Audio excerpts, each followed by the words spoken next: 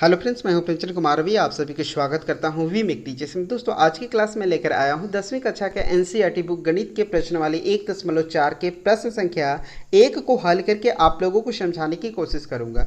तो चलिए शुरू करते हैं आज के इस वीडियो को। और यदि ये वीडियो आप लोग को थोड़ा सा भी यूजफुल लगे तो इस वीडियो को लाइक कीजिएगा, अपनी दोस्तों को भी साथ में शेयर कीजिएगा। और यदि आप हमारे चैनल पर पहली बार विजिट करें तो हमारे चैनल को सब्सक्राइब कर बेल आइकन को प्रेस कर ऑल बटन दबा देना, ताकि मैं जब भी इसी तरह वीडियो अपलोड करूं तो आप तक नोटिफिकेशन मिल सके। तो चलिए शुरू करते हैं आज के इस वीडियो को। जैसे कि यहाँ पे आप लोग देख पा रहे होंगे, प्रश्न वाले 1.4 के प्रश्न संख्या 1 दिया हुआ है। बिना लंबी विभाजन प्रक्रिया किए बताइए कि निम्नलिखित परिमेय संख्याओं के दशमलव प्रसार शांत है या अशांत है। यहाँ पे आपको बताना है कि निम्नलिखित परिमेय संख्याओं के दशमलव प्रसार किस प्रकार का है, शांत आवृत्ति का है या अशांत आवृत्ति का है। तो सबसे पहले हम बात कर लेते हैं कि किसी भी परिमेय संख्याओं के दशमलव प्रसार शांत कब होता है या कब होता है। तो सबसे पहले हम बात कर लेते हैं कि परिमेय संख्याओं के दशमलव प्रसार शांत कब होगा। किसके बारे में चर्चा कर लेते हैं? शांत के बारे में चर्चा कर लेते हैं। यदि हर का अभाज्य गुणनखंड 2 का पावर n इंटू 5 के पावर m के रूप का हो तो वह शांत आवृत्ति का होगा। शांत आवृत्ति का कब होगा? यदि हर का अभाज्य गुणनखंड 2 का पावर n इंटू 5 के पावर m के रूप का हो तो वह शांत आवृत्ति का होगा। जैसे यहाँ पे आपका दिया हुआ है 2 का पावर 9 इंटू 5 का पावर 7 दिया हुआ है, तो किस प्रकार का होगा? शांत आवृत्ति का होगा। यहाँ पे आपको पावर से कोई लेना देना नहीं है, ठीक है। यहाँ पे आपका पावर से कोई लेना देना नहीं है, केवल यहाँ पे आपको देखना है कि हर का अभाज्य गुणनखंड किस रूप में होना चाहिए? 2 इंटू 5 के रूप में होना चाहिए। जिस हर का अभाज्य गुणनखंड 2 इंटू 5 के रूप का हो वह किस प्रकार का होगा? तो शांत आवृत्ति का होगा। अब हम बात कर लेते हैं अशांत आवृत्ति का, ठीक है। किसका? अशांत आवृत्ति का। कि किसी भी परिमेय संख्याओं का दशमलव प्रसार अशांत आवृत्ति का कब होगा? यदि हर का अभाज्य गुणनखंड 2 का पावर n इंटू 5 के पावर m के रूप का नहीं हो। जैसे मान के चलिए यहाँ पे आपका दिया हुआ है कि 2 का पावर 7 इंटू 5 का पावर 9 इंटू 3 का पावर 4 दिया हुआ। तो यहाँ पे आपका 2 5 दिया हुआ है, लेकिन 2 5 के अलावा यहाँ पे आपका 3 दिया हुआ है, ठीक है। तो इस प्रकार का होगा। तो उस परिमेय संख्याओं का दशमलव प्रसार किस प्रकार का होगा? अशांत आवृत्ति का होगा। तो अब आप लोग समझ गए होंगे कि किसी भी परिमेय संख्याओं का दशमलव प्रसार शांत कब होगा और अशांत कब होगा। इसे मैं एक क्वेश्चन के माध्यम से आप लोगों को समझाने की कोशिश करूँगा। जैसे यहाँ पे आप लोग देख पा रहे होंगे, नंबर 1 में यहाँ पे आपका दिया हुआ है कि 13/3125 का आपको बताना है कि यह परिमेय संख्या का दशमलव प्रसार शांत है या अशांत आवृत्ति का है। तो आपको सबसे पहले क्या करना है? हर का अभाज्य गुणनखंड निकाल लेना है। तो इसका हर कितना है? 3125 है। अर्थात यहाँ पे आपको निकालना है 3125 का अभाज्य गुणनखंड। तो 3125 का अभाज्य गुणनखंड किस प्रकार निकालेंगे? सबसे पहले यहाँ पे आपको लिख लेना है 3125। इसके बाद यहाँ पे आपको जांच करनी है कि 3125 कौन सी संख्या से पूरी विभाजित हो जाएगी। पहले आपको 2 से चेक करना है, फिर 3 से चेक करना है, इसी तरह आपको 1 बाय 1 करके चेक करना है। तो चलिए 2 से चेक करके देखते हैं कि 3125 2 का टेबल में करता है या नहीं करता है, ठीक है। तो आप लोग को पता है कि 2 का विभाज्यता नियम क्या है। जिस संख्या के इकाई अंक पे 2 4 6 8 रहता है वह 2 से पूरी विभाजित हो जाएगी, ठीक है। यहाँ पे आपका इकाई अंक पे कौन सा संख्या है? 5 है। तो ये आप लोग को पता चल गया कि 2 का टेबल में पूरा नहीं कटेगा, ठीक है। इसके लिए मैंने विभाज्यता नियम के आधार पे मैंने एक सेपरेट वीडियो बना रखा है। यदि उस वीडियो को नहीं देखे हैं तो इस वीडियो को आप यहीं पे छोड़ दें, पहले उस वीडियो को देखें। उस वीडियो का लिंक मैं आई बटन में देने की कोशिश करूँगा। पहले उस वीडियो को देखें, इसके बाद इस वीडियो को देखें, तो आप लोग को आसानी समझने में होगी। तो यहाँ पर आपको सबसे पहले क्या करना है? 3125 का अभाज्य गुणनखंड निकालना है। किस प्रकार निकालेंगे? तो पहले आपको इस तरह लिख के चेक करना है कि 3125 कौन सी संख्या से पूरी विभाजित हो जाएगी। तो 2 से नहीं कटेगा, क्योंकि आप लोग को पता है 2 का विभाज्यता नियम कि जिस संख्या के इकाई अंक पे क्या रहता है? 0 2 4 6 और 8 रहता है वह 2 से पूरी विभाजित हो जाएगी, ठीक है। तो इसलिए आपका ये 2 का टेबल में नहीं कटेगा। अब आपको 3 से आप लोग को पता है कि 3 का विभाज्यता नियम क्या है। जैसे यहाँ पे आपका जो संख्या दिया हुआ है उसको जोड़ देते हैं और उसको 3 से डिवाइड करते हैं। जैसे यहाँ पे आपका दिया हुआ है 3 जोड़ 1 जोड़ 2 जोड़ 5। यहाँ पे आपको क्या करना है, सभी को जोड़ देना है। 3 और 1 4, 4 और 2 6 और 5 11 हो गया और इस 11 को 3 से देना है डिवाइड। अगर 3 से पूरा पूरा डिवाइड हो जाएगा तो समझिए कि पूरा संख्या 3 से विभाजित हो जाएगी। तो 3 से ये भी नहीं विभाजित होगी, तो इसलिए आपका 3 का टेबल में ये भी नहीं कटेगा। अब यहाँ पे हम बात कर लेते हैं किसका, 4 का। जैसे यहाँ पे आपका दिया हुआ है 3125 को आपको जांच करनी है कि 4 का टेबल में कटेगा कि नहीं कटेगा। तो आप लोग को पता है कि 4 का विभाज्यता नियम क्या है, दहाई और इकाई से बनने वाली संख्या यदि 4 से विभाजित है, कौन सी संख्या, दहाई और इकाई। तो यहाँ पे आपका दहाई कौन सा है, 2 और 5, यानी 25 को आपको 4 से डिवाइड करना है। अगर पूरी पूरी कट जाएगा तो समझिए कि ये भी आपका 4 से पूरी पूरी विभाजित हो जाएगी। तो 4 का टेबल में 25 नहीं कटेगा तो समझिए ये भी आपका 4 से पूरी पूरी विभाजित नहीं हो जाएगी। ठीक है, तो अब यहाँ पे आप लोग देख पा रहे होंगे 3125 2 का टेबल में भी नहीं कटेगा, 3 का टेबल में भी नहीं कटेगा, 4 का भी टेबल कटेगा। अब हम बात कर लेते हैं 5 का टेबल में कटेगा कि नहीं कटेगा। तो आप लोग को पता है कि 5 का विभाज्यता नियम क्या है, जिस संख्या के इकाई अंक पे 0 और 5 रहता है वह 5 का टेबल में कट जाएगा। तो आप लोग समझ गए कि कौन सा टेबल में कटेगा, 5 का टेबल में कटेगा। कितना बार में कटेगा, तो 5 छक 30, 5 छक 30, एक इधर आ गया तो 12, 5 दूना 10 और 5 पचे 25। 5 का टेबल कितना बार में कट जाएगा, 625 बार में कट जाएगा। अब यहाँ पे आपको 625 को जांच करनी है कि कौन सी संख्या से विभाजित हो जाएगी। तो ये भी आपका 2 से नहीं कटेगा, 3 से नहीं कटेगा, 4 से नहीं कटेगा, 5 से कटेगा, क्योंकि लास्ट में कितना है, 5 है। कितना बार में कटेगा, 125 बार में कट जाएगा। अब यहाँ पे आपको 125 को काटना है, 5 का टेबल में भी कट जाएगा 25 बार में।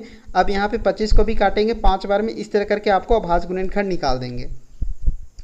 अब यहाँ पे आप लोग देख पा रहे होंगे कि 3125 का अभाज्य गुणनखंड कितना हो गया, 5 गुना 5 गुना 5 गुना 5। कै को 5 हो गया, 1 2 3 4 5। ठीक है, 5 गुना 5 गुना 5 गुना 5, इस तरह करके 5 को 5 बार इंटू कर देंगे। अब इसको आप इस प्रकार लिख सकते हैं कि 5 का पावर 5 इंटू, अब 2 का पावर 0, अब ये कहाँ से आ गया। ठीक है, तो आपको यहाँ पे ध्यान देना है कि हर का अभाज्य गुणनखंड यदि आपका केवल 5 आ गया और पावर में कुछ भी है, ठीक है, जैसे 2 है, 3 है, 4, तो इसको आप अपने से लिख सकते हैं 2 का पावर 0। और कभी कभी जैसे मान के चलिए यहाँ पे आपका आ गया 2 का पावर 8, केवल 2 का पावर 8 आ गया हर का अभाज्य गुणनखंड, तो इसको आप लिख सकते हैं 5 का पावर 0। तो आप लोग को पता है कि 5 का पावर 0 का मान क्या होता है।